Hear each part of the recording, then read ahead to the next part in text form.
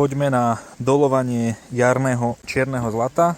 Uvoľníme si jednu časť, otvoríme spodné dvierka a krásny hotový materiál ešte s nerozloženými kúskami. Sú tu veľké kusy dreva nerozložené. Takéto veľké kusy sú tu skoro zbytočné, takže ideálne, keď sa dá zmenšiť a až potom kompostovať. Táto ťažba čierneho zlata je trošku sťažená. Bereme väčšiu lopatu, nahrabeme, nasypeme do kyblíka a pôjdeme preosiať a aplikujeme rovno do záhonu. Poďme na to!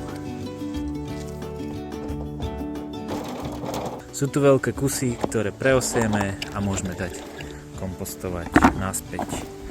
Tak pridali sme približne 30 litrov kompostu na takýto jeden záhon, približne 2 m štvorcových, zamulčovaný slamou, senom a len posadiť, keď príde ten správny čas. Tak nech vám to robí radosť.